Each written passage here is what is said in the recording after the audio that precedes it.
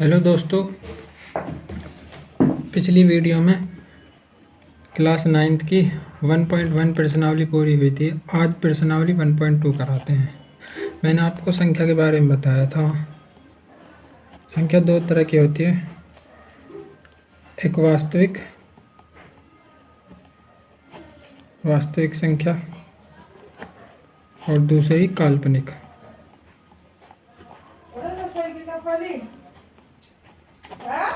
संख्या, वास्तविक संख्या भी दो तरह की है, एक परिमेय संख्या और एक अपरिमेय संख्या। काल्पनिक संख्या के बारे में काल्पनिक संख्या के बारे में बताता हूँ। एक्स स्क्वायर प्लस के 2 बराबर 0, एक्स स्क्वायर बराबर इधर माइनस के 2, एक्स बराबर प्लस माइनस के -√2। ये एक काल्पनिक संख्या है। इसे मैं संख्या रेखा पर भी नहीं दर्शा सकता जो संख्या पर बनाता हूँ। अब परिमेय संख्या के बारे में पिछले क्लास में बता दिया। काल्पनिक संख्या के बारे में बता दिया। काल्पनिक संख्या 11वीं क्लास में जब आओगे ना, ये जब और आगे जब बताऊँगा। अब ये अपरिमेय संख्या बताता हूँ। अपरिमेय, इसे इर्रेशनल नंबर कहते हैं इंग्लिश में। ठीक है, आपने देखा होगा अभाज्य संख्या। मैं अपरिमेय संख्या के बारे में बताऊँ। अभाज्य संख्या स्क्वायर रूट, अभाज्य संख्या पर जो स्क्वायर रूट होता है ना, वो अपरिमेय संख्या होती हैं। जैसे एग्जाम्पल देखो, √2, √3 और √5, ये सभी अभाज्य संख्या है। अभाज्य संख्या किन्हें कहते हैं? अभाज्य संख्या जिन्हें कहते हैं ना, अभाज्य संख्या एक तो वो एक से डिवाइड होएगी और एक वे स्वयं मतलब कि खुद से डिवाइड होएगी। उसके फैक्टर जो होंगे, बस 2 फैक्टर होंगे उसके, ओनली 2 फैक्टर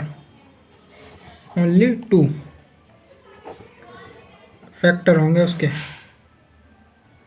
ओनली 2 फैक्टर होंगे, 2 गुणनखंड होंगे उसके बस। एक तो वो एक और एक वे स्वयं। जैसे मैंने लिख दिया 5 एक से डिवाइड हो जाएगा और 5 से डिवाइड हो जाएगा। ये 2 ही इसके फैक्टर हैं। ठीक है, ये तो होगी अपरिमेय संख्या के बारे में। अपरिमेय संख्या के बारे में मैंने अभाज्य संख्या बता दी। अब एक और बताता हूँ। दशमलव प्रसार अशांत होगा। अशांत मतलब कि जैसे 1.3.432 एक ही चलता जाएगा ना, जो ये चलता जाएगा ये रुकेगा नहीं, तो ये दशमलव प्रसार अशांत रहेगा। यू भी एक अपरिमेय संख्या होगी। अपरिमेय संख्या मैंने दो बार बताई। एक तो ये अभाज्य वाली अपरिमेय संख्या, मतलब कि जो इसका स्क्वायर रूट होएगा ना अभाज्य संख्या पर, वो अपरिमेय संख्या होगी। और एक जिसका दशमलव प्रसार अशांत होगा, वो अपरिमेय संख्या होगी। काल्पनिक संख्या के बारे में मैंने बता दी। अब मैं 1.2 की एक्सरसाइज दिखाता हूँ आपको। ये देखो, नीचे दिए गए कथन सत्य हैं या असत्य है, कारण के साथ अपनी उत्तर दीजिए। पहले का पहला प्रत्येक अपरिमेय संख्या एक वास्तविक संख्या होती है। पहले का पहला, प्रश्नावली 1.2 है। ठीक है, पहले का पहला, प्रत्येक अपरिमेय संख्या एक वास्तविक संख्या होती है।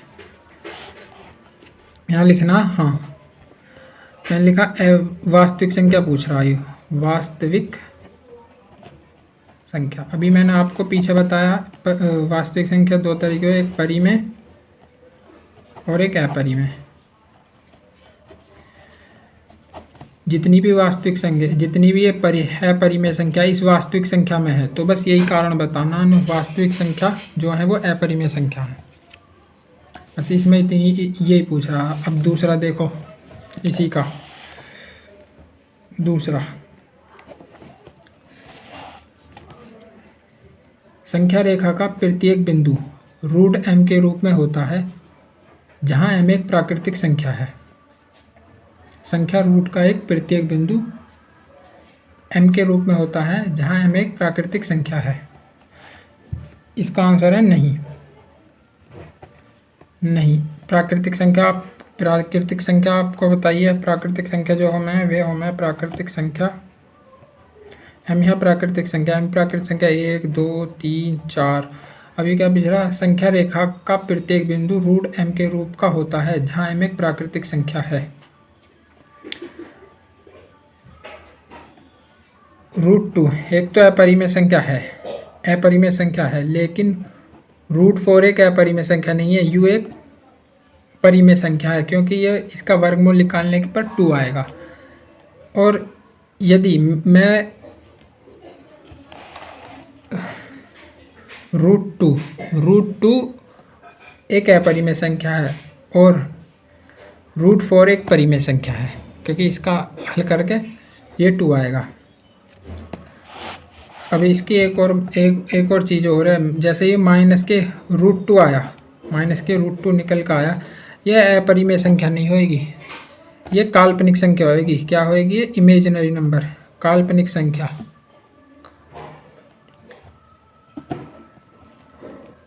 ये क्या कह रहा है? संख्या रेखा का प्रतीक है, संख्या रेखा का प्रतीक बिंदु है। संख्या ये माइनस के रूट 2 जो रह गए हैं ना, माइनस के रूट 2, ये संख्या रेखा पर दिखाई नहीं जा सकती। संख्या रेखा पर क्यों नहीं दिखाई जा सकती? क्योंकि ये काल्पनिक नंबर है, इसीलिए ये नहीं है। बस तुम्हें इतना लिखना है। अब इसे देखो तीसरा सवाल। प्रत्येक वास्तविक संख्या एक अपरिमेय संख्या है। प्रत्येक वास्तविक संख्या एक अपरिमेय संख्या है। इसका तीसरा सवाल देखो, इसका आंसर है नहीं। रूट 2/3 एक वास्तविक संख्या है, परंतु या लेकिन यह परिमेय है।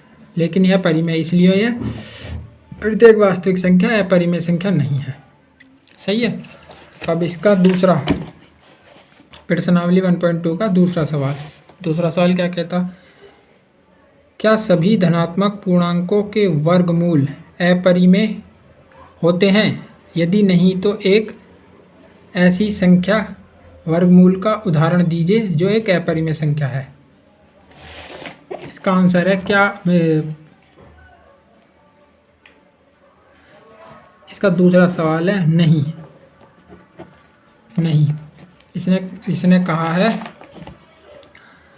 तो एक ऐसी संख्या के वर्गमूल का उदाहरण दीजिए जो एक अपरिमेय संख्या है।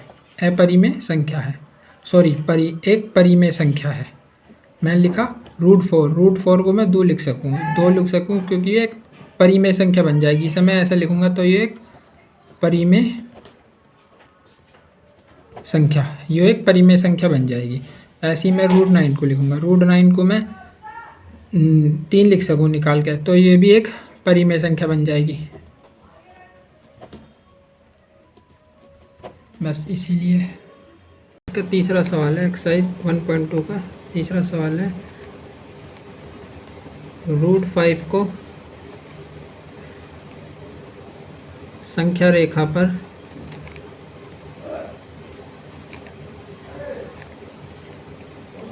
निरूपित करना है या दिखाना। इस रूट 5 से पहले मैं रूट 2 और रूट 3 को दिखाऊंगा। आपने पढ़ा होगा समकोण त्रिभुज, राइट एंगल ट्राइंगल। ये 90 डिग्री का कोण होता है और इसके सामने वाला 90 डिग्री के सामने वाला हाइपोटेनस होता है, हाइपोटेनस। और ये लंब होता है, इसे परपेंडिकुलर कहते हैं, और ये आधार होता है, इसे बेस कहते हैं। इसे ए और बी और यू सी समकोण त्रिभुज है। समकोण त्रिभुज, इसे राइट एंगल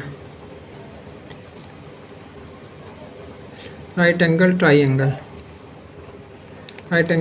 कहते हैं। इसका लिए एक सूत्र होता है पाइथागोरस का। पाइथागोरस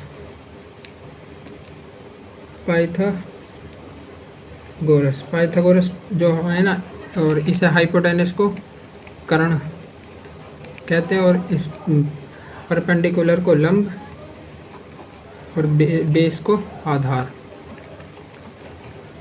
जो होता है ना, कर्ण का स्क्वायर बराबर लंब का स्क्वायर प्लस आधार का स्क्वायर, आधार का स्क्वायर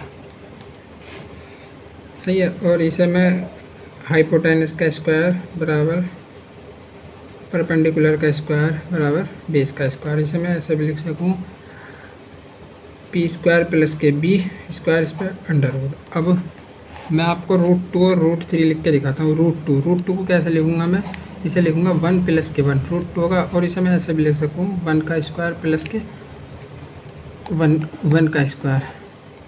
ऐसे ही मैं √3 को लिख सकूँ, 1 प्लस के √2, 1 प्लस के √2 इस पर अंडर रूट, और 1 प्लस के 2,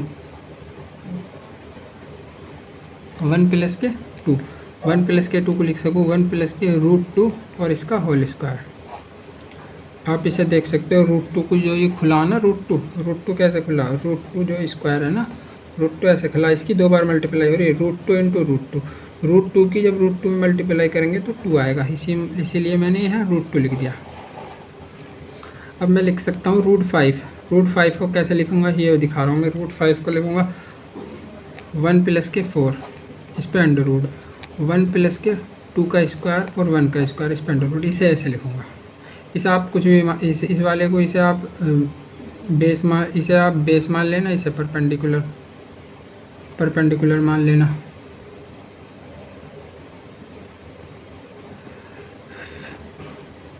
इसे आप परपेंडिकुलर मान लेना, इसे बेस मान लेना, किसी को भी कुछ भी मान लेना, इसे बेस मान लेना, परपेंडिकुलर इसे बेस मान लेना, बेस ठीक है। अब मैं आपको इसका चित्र बनाकर दिखाता हूँ। इसका √2 का, पहले √2 का, फिर √3 का, फिर √5 का, ऐसे बना के दिखाऊंगा। मैं जो फॉर्मूले ले रहा हूँ, वो जो नंबर लाइन ले रहा हूँ 4 के ले रहा हूँ, जो मुझे दिखाने में आसानी हो, 4 की।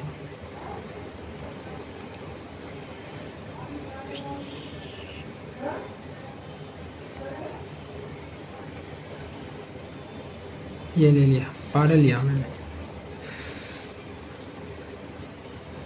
4 का लिया ना, हाँ 4 का।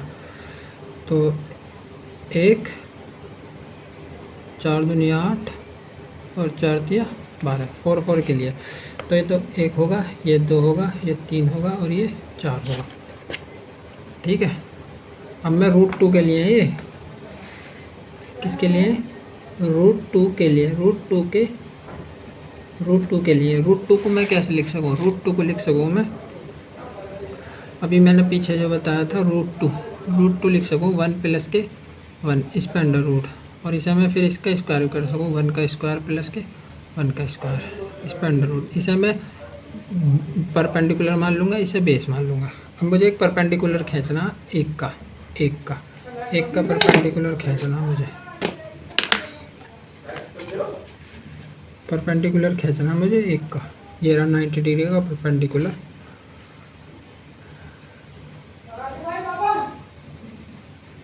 ये होगा 90 डिग्री का परपेंडिकुलर,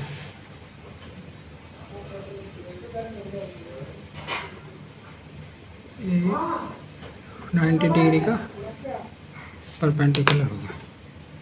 90 डिग्री का परपेंडिकुलर खींचना, एक अंक का। अब एक अंक के लिए पहले मैं इसे नाप लेता हूँ, ये 2 और 2 के बीच में 1 होगा ना, और 1 अंक का होगा यहाँ तक। ये भी 1 का होगा और ये भी 1 का होगा। अब मैं जब इसे मिलाऊंगा ना, इसको और इसको, तो ये मैंने ये और ये मिलाया, तो ये ऑटोमेटिकली √2 हो गया, ये कोई लंबी लाइन पे थोड़ी है, ये 1 होगा, ये 1 होगा। √2 ऑटोमेटिकली कैसे होगा, परपेंडिकुलर से, क्योंकि 90 डिग्री का कोण बना है यहाँ, 1 √2 है, वो जो पाइथागोरस की पिरामिड बताई 1 √2। अब ये √2 जो आया ना, मैं इसे पहले इसे नाप लूँगा यहाँ से, ये यहाँ से लेकर यहाँ तक इसे इससे नाप लूँगा, इतना आया। ये वाला। फिर मैं एक नंबर से यहाँ से 1 से और यहाँ तक ऐसे लगाऊंगा मैं। ये होगा नंबर लाइन पे आ गए √2। ये √2 आ गया नंबर लाइन पे। √2 की वैल्यू हो 1.41 समथिंग में इतनी हो। अब मैं √3 का बताऊंगा। √3 के लिए 1 प्लस के √2 लूँगा और इसका होल स्क्वायर। इसके ऐसे लूँगा, इसे बेस मान लेना और इसे परपेंडिकुलर मान लूँगा। बेस तो ये बना पड़ा ही है, इसमें मैं 90 डिग्री का एंगल बना लेता हूँ। यहाँ 90 डिग्री का एंगल इसमें बना लेता हूँ यहाँ से।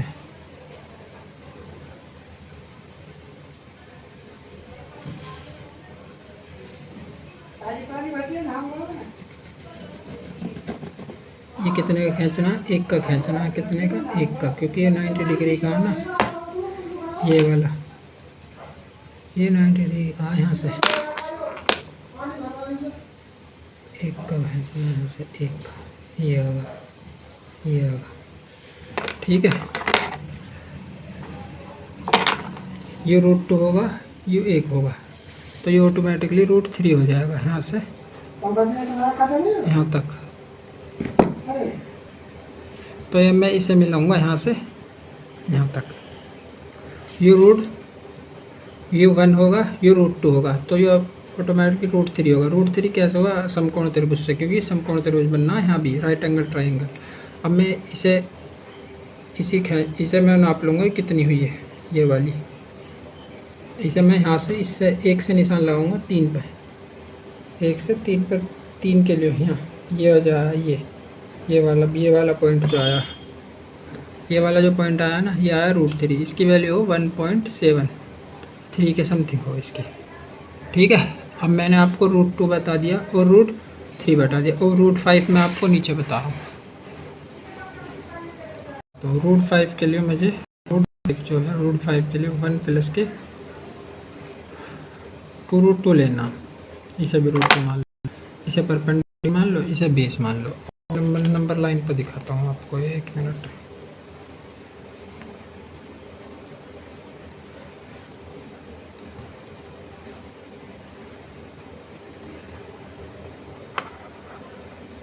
ये आ गया यहाँ तक, निशान तो लगाने रहेगी। ये आ गया, ये आ गया। एक तो होगा ये 4, 4 दूनी 8 और 4 3 12, 4 4 क्या होगा? ये होगा 1 2 3 और ये 4। मैंने इसमें परपेंडिकुलर 1 लेना और आधार 2 लेना। आधार तो यहाँ से यहाँ तक हो जाएगा, 1 2। एक आधार तो यहाँ से यहाँ तक हो जाएगा 2 का। ठीक है, और परपेंडिकुलर 1 का हो जाएगा। मैं पहले परपेंडिकुलर पर निशान लगा लेता हूँ। 90 डिग्री।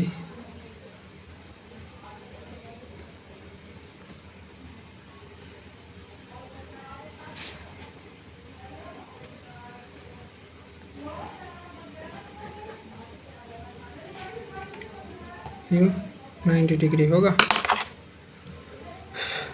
एक का ही लेना, बस 1 का ही। ये यहाँ से यहाँ तक का 1 का, और बेस हो जाएगा 2। ये यहाँ 1 ये होगा और 1 ये होगा। ठीक है,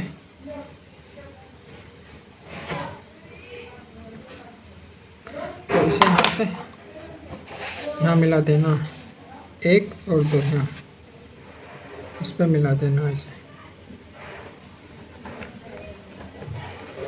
इस पर मिला देना। ये 1 होगा और ये 2 होगा और ये ऑटोमेटिकली √5 होगा। अब √5 नापने के लिए पहले मुझे पूरा नापना पड़ेगा। यहाँ से नापा और मैं इसे यहाँ से निशान लगाऊंगा। फिर इसमें यहाँ से इस पे से इस पे यहाँ आया, ये यहाँ आया, ये हो गया √5 संख्या रेखा पर, और ये रूट 3 ये रूट 2 जो है ना, ये भी संख्या रेखा पर आ गया, संख्या रेखा पर, यू भी संख्या रेखा पर आ। आशा करता हूँ आपको अच्छा लगे और समझ में आए। ना समझ में आए आप दोबारा ज़रूर देखें। ये रूट 5 के लिए था, ये रूट 5 का, इनको नाम भी दे सकते हो आप, जैसे इसको ए बी और सी कुछ भी दे दो इन्हें, ऐसे इनको। धन्यवाद। ये राइट एंगल ही बनना।